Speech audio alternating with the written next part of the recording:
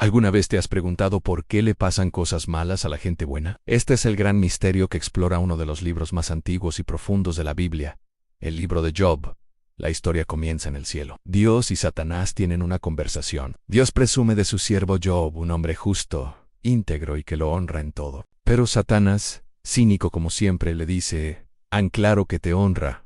Le has dado todo. Quítale sus bendiciones y verás cómo te maldice en tu propia cara». Dios, confiando en la fe de Job, le da permiso a Satanás para ponerlo a prueba, con una sola condición: no puede tocar su vida. Y así, la tragedia golpea a Job con una fuerza devastadora. En un solo día, pierde todo lo que tiene. Sus bueyes, sus asnos, sus ovejas y camellos son robados o destruidos.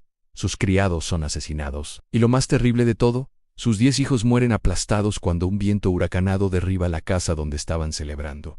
¿Cómo reacciona Job? Se rasga las vestiduras, se rapa la cabeza y cae al suelo en señal de duelo. Pero en medio de su dolor insoportable, pronuncia estas palabras increíbles: «An desnudo salí del vientre de mi madre, y desnudo volveré allá. El Señor dio, y el Señor quitó. Sea el nombre del Señor bendito». A pesar de todo, Job no pecó ni culpó a Dios. Pero la prueba no ha terminado. Satanás vuelve a presentarse ante Dios y le dice: «Han piel por piel, tócale el hueso y la carne, y verás si no te maldice». Así que Dios permite una segunda prueba. Job es atacado por una terrible enfermedad de la piel, llagas dolorosas desde la cabeza hasta los pies. Su sufrimiento es tan grande que su propia esposa le dice: «¿Todavía mantienes tu integridad? Maldice a Dios y muérete». Pero Job le responde: «¿Vamos a recibir el bien de Dios? ¿Y no vamos a recibir también el mal?». Es en este momento cuando aparecen los 3 amigos de Job, Elifaz, Bildad y Sofar-Onal.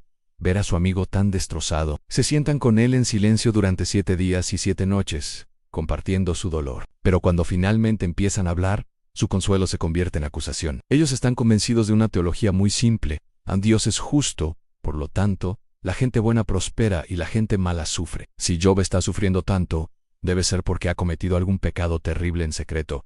Confiesa, le dice, arrepiéntete y Dios te restaurará. Job, sin embargo, defiende su inocencia con pasión. Él sabe que no ha hecho nada para merecer este castigo. Y aquí es donde el libro se vuelve un debate poético y filosófico fascinante. Job no maldice a Dios, pero sí lo cuestiona. Le pregunta: «¿Por qué a mí? ¿Dónde estás? Quiero presentar mi caso ante ti». Job anhela un juicio justo, un cara a cara con el creador del universo para entender el porqué de su sufrimiento. Los amigos insisten, cada uno con sus argumentos, pero Job los refuta a todos. Él ve la injusticia en el mundo, ve a malvados que prosperan y a justos que sufren. La teología simple de sus amigos no encaja con la realidad que él está viviendo. La conversación se intensifica hasta que aparece un hombre más joven, Eliú, quien critica tanto a Job y por justificarse a sí mismo como a sus amigos, por no haber sabido responderle. Eliú prepara el escenario para la intervención más importante. De repente, de medio de un torbellino, Dios mismo le responde a Job, pero Dios no le da las respuestas que Job esperaba. No le explica la conversación con Satanás,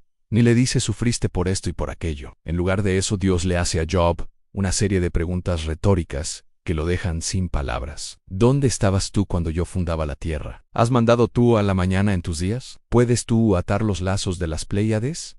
¿O desatarás las ligaduras de Orión? A través de estas preguntas sobre la inmensidad y complejidad de la creación, Dios le muestra a Job su propia limitación. Le hace ver que el universo es un lugar vasto y misterioso, y que la sabiduría humana es diminuta en comparación con la sabiduría divina. Job no necesita respuestas.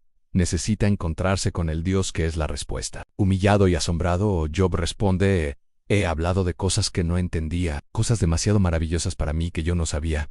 De oídas te había oído, mas ahora mis ojos te ven. Por tanto, me aborrezco y me arrepiento en polvo y ceniza». Job finalmente descansa en la soberanía y la sabiduría de Dios, incluso sin entenderlo todo. Al final, Dios reprende a los amigos de Job por haber hablado mal de él, afirmando que Job se había hablado con rectitud. Y la historia cierra con la restauración de Job. Dios le devuelve el doble de todo lo que había perdido, el doble de ovejas, camellos, bueyes y asnos, y le da otros 10 hijos. Job vive una vida larga y plena, viendo a sus hijos y a los hijos de sus hijos. El libro de Job no nos da una fórmula fácil sobre por qué sufrimos, más bien, nos invita a confiar en la sabiduría y el carácter de Dios, incluso cuando sus caminos son un misterio para nosotros. Nos enseña que la fe verdadera no se basa en las circunstancias, sino en la persona de Dios mismo. Gracias por acompañarnos en este viaje a través del libro de Job. Si te ha gustado este resumen, No olvides darle like, suscribirte y activar la campanita para no perderte nuestros próximos videos. Hasta la próxima.